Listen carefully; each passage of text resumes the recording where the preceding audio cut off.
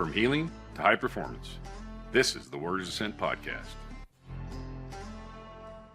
This episode is brought to you by Torch AI, unlocking human potential. Well, all right. Welcome to the Warriors Ascent podcast with your hosts, Matt and Mike. So we have a special guest, Marissa Barnes with KCPD. She's a major, high-ranking, but she's also a board member. So as you all know and remember, the theme for this season are donors, funders, supporters, partners, all of that. So Marissa would constitute one of those partners and supporters, no doubt. So we're super jazzed to have her.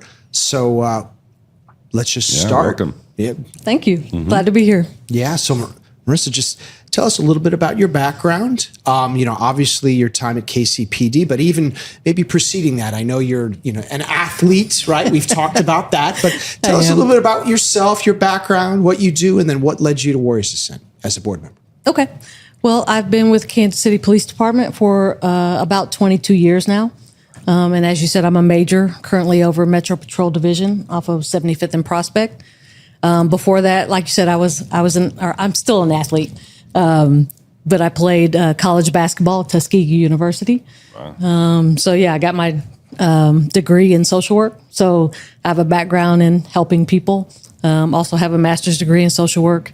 I sat behind a desk for about a year, but I needed to be active. And it's really hard to help people that don't want to be helped. Oh, yeah. So police work kind of bridged that gap. Right. With my background in social work, I'm able to get services to people who actually need them. And then at the same time, get bad guys off the street. Gotta love that. Yeah. We understand how hard it is to get people to come get the help that they need and deserve. So, I share that with you. Yeah. No, there's definitely something to be said about that, you want to help people, but what is it? When the student is ready, the master shall appear, right? The teacher shall appear, and I'm sure in the case of KCPD, they appear when, when whether some people don't want them, whether you want them or not, right? No, absolutely, no doubt. No, but I think that's super admirable, and I'll say bridging the gap between social work, and being like I'll say super high speed social worker. I like it. I'll take it. You'll take it.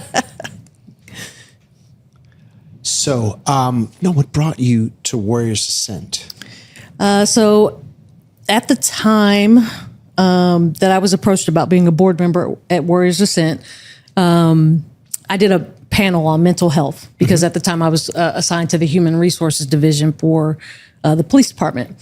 So Steve Tanner asked if I'd be interested in being a board member, and I didn't really know. I'm like, what does that entail? Right. So he told me a little bit more about the organization, and of course, you guys help people. So I was really interested, and then just I don't know. I was like, why me? So he explained why, and that was really cool to me. So that's how I got here. I got interviewed by our board chair. Oh yeah. I think it's really important to us to have a representation from the police force and law enforcement industry on with us, because it's a big part of what we do as first responders as well as veterans. So, and it's really a good take to have you with us, and thank you. Yeah. I'm glad to be here. Appreciate it all the time, your perspective. Yeah, absolutely. So, tell us about, what it is that you go through with, your job with KCPD. I know, we've talked about that before. It's stressful, and we all know it, just by virtue of just the people that we serve. But I think, some of the audience may or may not realize, exactly how stressful it is or have a true appreciation of that. So that's one. The other, for any law enforcement officers out there listening, speak to what it is that we see, in I'll say on the force, the stressors, And, we can tee up the topic of how it is that Warriors Ascent helps, I'll say, ameliorate, some of those symptoms or issues or things of that nature. Okay. So, as far as police work, like one day in the life of an officer can be a roller coaster. So you can go, we were talking a little bit earlier about like having a traffic violation, stopping someone for maybe speeding or weaving. And then you can go to your next call could be a disturbance call where it's way, you're at a 10. The next call, somebody has a flat tire. I mean, it's just that roller coaster of emotions. And that happens, depending on the shift, 10, 11, 12 hours a day for the length of their career. So I think you mentioned that, some people have maybe a traumatic experience once or twice in their lifetime. Officers could have several in a night. In a shift, yeah. It's really amazing when you think about it, how police officers have survived this long, just kind of getting by. I'm really, really glad that mental health is now in the forefront. So officers are not as skeptical or afraid to come forward and say, hey, I need help. The things that they see are not natural, right. On a day-to-day basis. And then I think you mentioned like going home to your family every day after seeing that and trying to be quote unquote normal and dealing with just the stressors of everyday life. Right. That's a lot for a person to. I mean, the difference. So, like, if you're an active duty member that gets deployed somewhere, you're gone from that family, and that's tough, to be separated. But you're gone, and you're in this other area, and you're doing all your fight, and you're doing all your work away. And when you come home, it's like a whole thing. It's a whole return process. But and I always thought that EMS people, first responders, LE, law enforcement, you're out there in your city doing this stuff on the day with the citizens that you're going to run into. And so it's like, there isn't a separation between a deployment and, your battle space is your town, is your city, is your neighborhoods. And I think I don't remember where I heard that, but it was pretty recently. And that shook me a little bit into thinking that that's just not something that people think like, as somebody who's been deployed and seen things like that, that really opened my eyes to the difference in what you all experience. So, yeah, and it's funny because you talk about it in that way, and I've never thought about it. I always thought being deployed would be much more hard, like being away from your family and you don't have the support. I mean, obviously you have your family away from those that you're deployed with, but having that core support from the people that you count on the most. And so it's weird because I'm thinking, well, at least we get to go home every day, but it does present a different set of problems. Yeah, I mean, it does, because getting sent home every day, it seems great, but I mean, depending on what you do, if you're out there, seeing some pretty ugly things and there's deaths involved and there's, direct action against the enemy, you don't want to go home for that night. Right. But law enforcement, you kind of have to. I don't.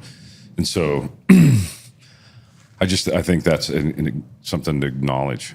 And then just the other thing is, I did a 20-year career and I was high strung the whole time and coming around with this diagnosis of CPTS, which is more chronic.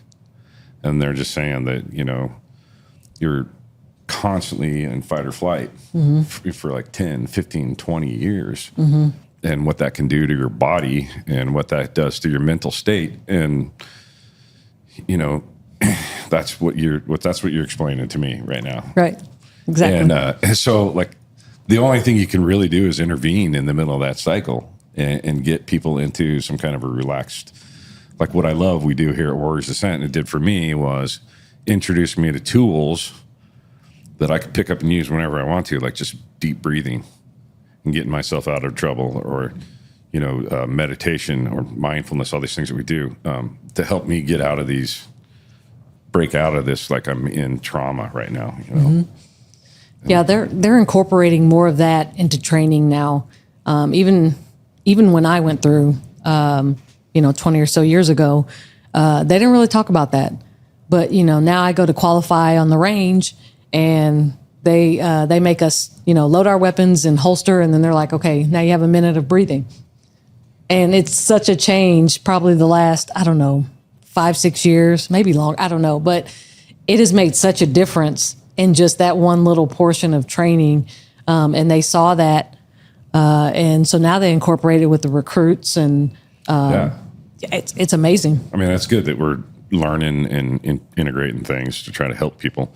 I mean, there's got to be a police force, and I don't know why someone would join right now. I just don't. I appreciate it that people do it, and I see the recruitment all the time. But it's what a tough profession to be involved in right now. Yeah, agreed. I think those who join now really have to have a deep need to make things better. I talk to people all the time, and they complain about this or that, and I say, well, hey, come be a part of the solution. Come join the department and help change some of those things that you think are wrong. And that it hits people differently when you talk to them that way. So yeah, policing it's rough. It's different even for the officers that I command right now. It's different for them than it was for me. And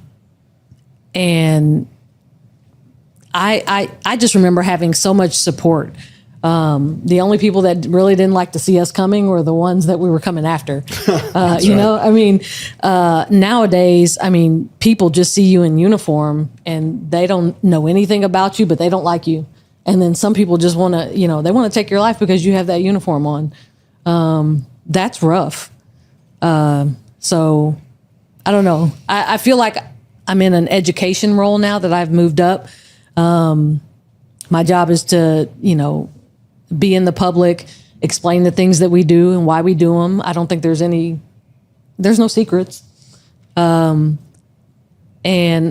just hopefully people will listen, and give us a chance. I know you see it's sensational. The news likes all the stories, but for as many bad contacts that you see on the news, we have hundreds of thousands every day across this nation. Good contacts. They're good, and you never hear about them. Of course. And that's okay.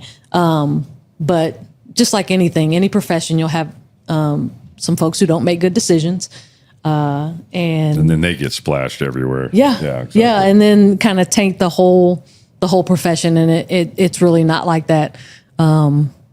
Most cops, and I believe this 100%, most cops join the police department for the right reason. They want to serve their community, and help it make it a safer place for people to live. It's probably not to get the huge bucks. That you get. That's right. Not doing it for the money. No. Not Saying in the putting up with military, all it's that. not about the money. No, not at all. Not at all.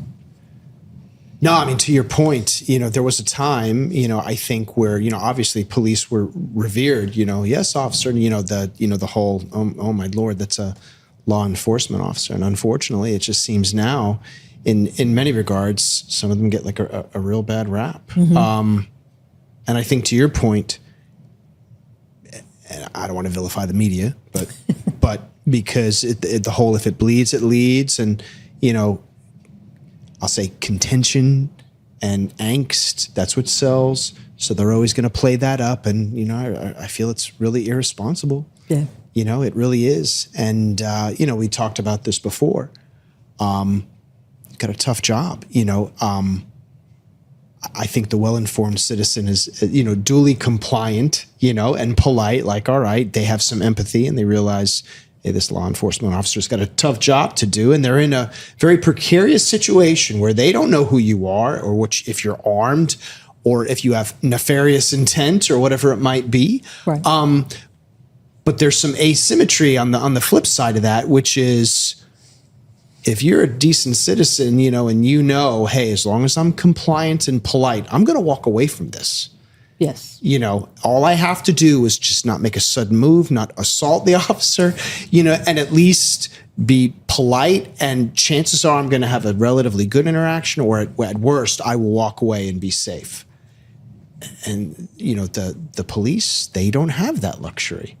because you're walking into a situation where you have no idea what you're getting yourself into. And I think we'd be well served as a society to, have that level of empathy and realize that that is what our law enforcement officers, that's the mindset that they have going into any situation.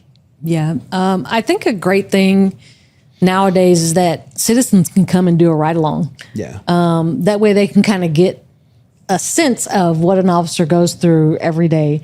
And while they may not walk away completely agreeing with everything that we do, maybe if they understand, like you said, it'll bring about some of that mindset of, okay, they're just doing their job.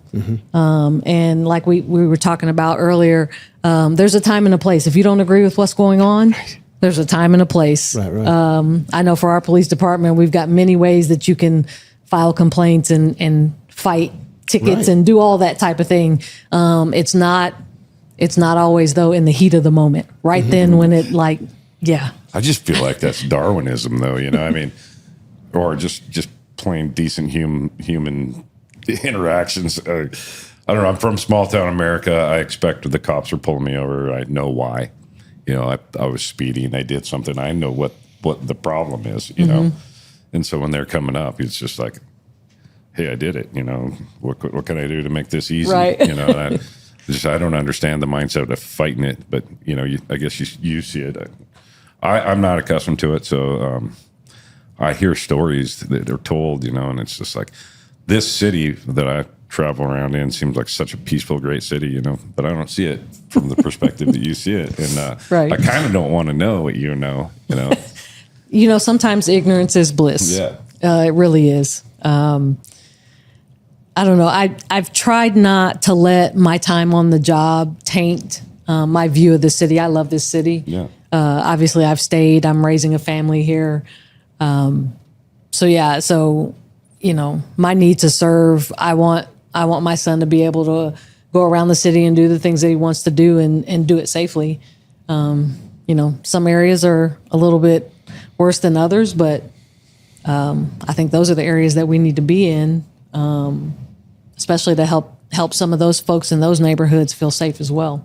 Well, you were kind of talking about when you're going around off duty and you're with family. Can you mind sharing that again? Yeah. So, knowing what I know about the city, I still try to do the things that I would normally do, but I might take a different route.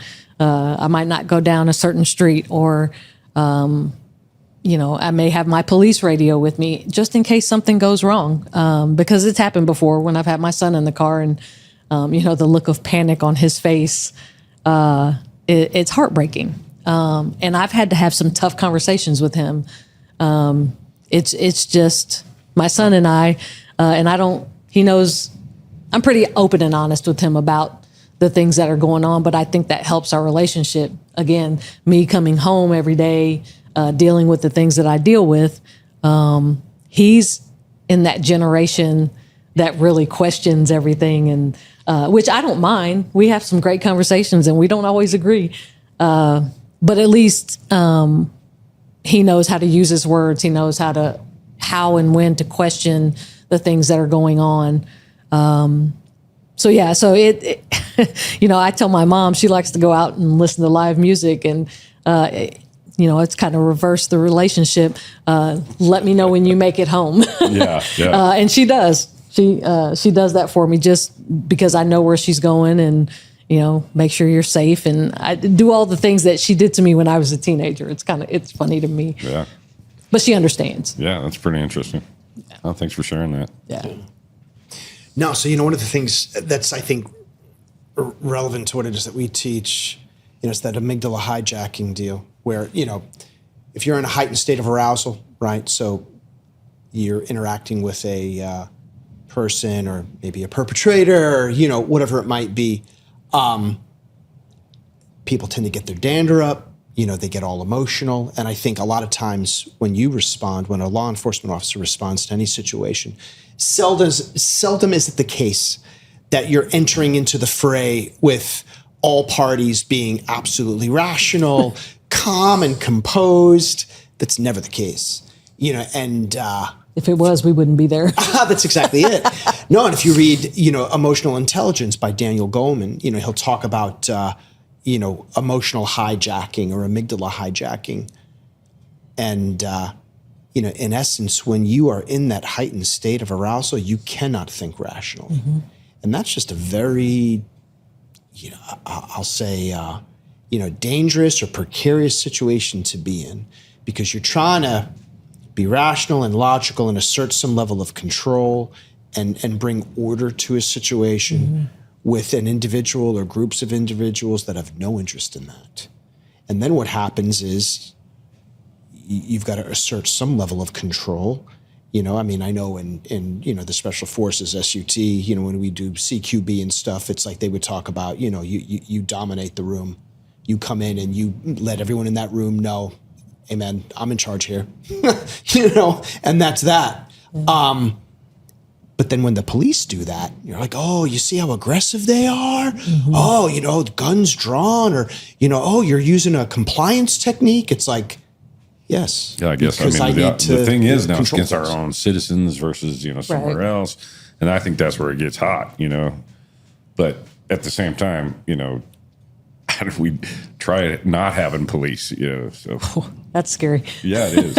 I know. It's I don't in the day and age of cameras and everybody trying to gotcha self-journalism, I don't want to be a policeman, police officer. I remember when cameras were we had like dash cam when I was on the street. Now they have the body camera and everything records everywhere. But what I try to tell my officers is, if your intent is good, if you're out there trying to do the right thing for the right reason, and this is what we've learned from having the video and the audio, is that 9 times out of 10, it will save you more than it'll hurt you. It'll exonerate you. Yeah. I'm sure. So, and back to kind of what you were talking about, with policing, you do have to go in and kind of command the situation, but then you are expected to, be empathetic with everyone. And you do have to remember why you're there. There are people that, they didn't call us because they were having a great day. Right. So we deal with people sometimes at the worst, part of their day or life. And so in that moment, after gaining control, I think is the art of remembering that everyone there is human, and we're there to try to help solve a problem. So we don't always get it right, but we're getting better. And your attitude will be infectious, so like if you're calm, it'll help the calm. Yes. I'm sure Yes. I'm sure you guys do all that. Absolutely. Yeah. That's pretty amazing. No, it takes a certain sort of, I'll say, disposition to do that well. I give credit to our law enforcement officers. You look at some of these things, of course, it's all over social media. Mm-hmm. Can't help but watch it, or you're watching, something on TV, my wife and I, and we're like, how is that officer just taking that? How is that officer not just like throwing that person to the ground, and I'm sure it's just the restraint and the training. So, credit to you. That's pretty cool. How many people know that the police are trying to be empathetic in a scenario, recognizing this is probably somebody's worst ever day? Yeah. That's not something that the common civilian recognizes that it's going on, And I think it's a story worth telling out there. Well, I think that's why if you come, even spend just a couple hours with an officer riding along and just talking to them, kind of, picking their brain after a call, that people will realize that, like, oh, they're human too. And, we really do want to help folks. We want to serve our community. I know it doesn't always seem like that because of sometimes the force that we have to use. But for the most part, and we just want people to be happy and be able to live their lives. Mm-hmm. Yeah. Well, same here. I'm glad to have you. Thank you. So I'll say, I think we've discussed a lot of the stressors, but, chronic and acute. So acute, obviously, oh my God, that was hellacious call, violent or whatever it might be. The chronic kind of more, why can't people just not break the law? Why do people so describe some of that, and again, maybe for those that are uninitiated and don't really understand just the stuff that police are dealing with constantly. And then again, for our law enforcement officers out there, to let them know that, hey, they're not alone, and that Warriors Ascent, we've seen some stuff. We get a lot of our law enforcement officers come, to us having seen, a lot of bad stuff that either sticks with them or it's the day to day or whatever. So, in as much as you're willing and able, what are the things that you hear among your peers and your subordinates that they're just grappling with? Wow. A lot. Everything. Yeah. I don't know that there is an easy part of this job. Right. So I think the message is that, people will react to different situations differently, depending on what your background is, how you were brought up. Mm-hmm. So I will react differently to a violent situation than you might. But I think the important thing that we need to get across to our officers is that it's okay.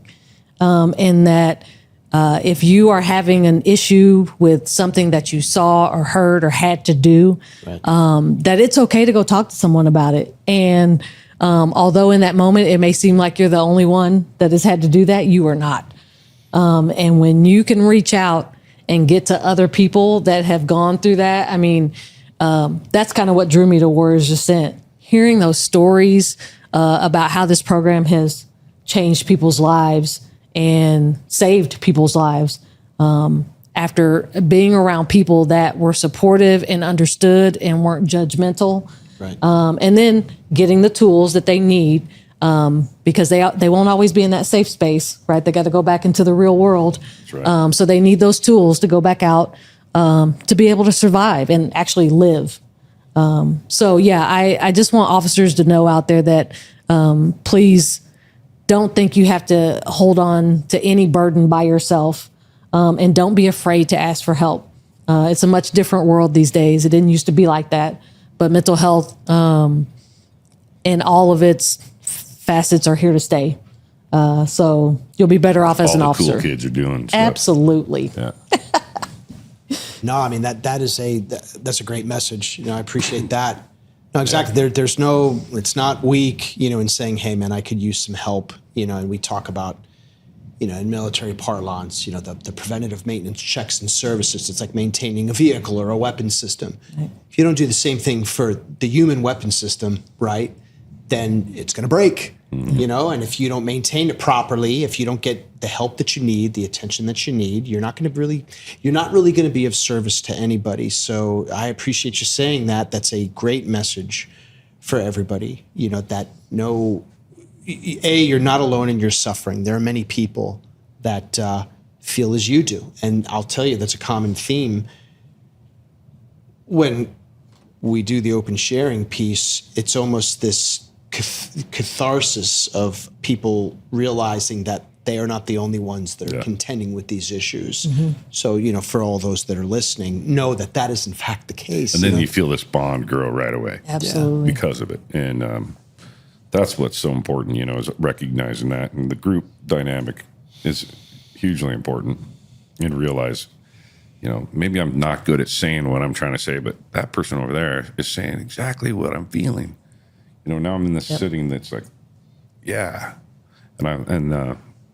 So I appreciate it too. Great message. No, absolutely. All right. So appreciate you. Be safe out there. Yes, sir. Absolutely. And thanks for all that you do nice, for Warriors KC. Ascent. Absolutely. KC, if you're listening, be good to Marissa. Please. That's right. And do us a favor. Watch this show. Pass it around. Because we're putting out important information and it's good for everybody. So thanks for helping us grow. Appreciate you. Yep. Thanks for watching this episode of the Warriors Ascent podcast. We're in Kansas City helping veterans and first responders with PTS. Check us out at warriorsascent.org.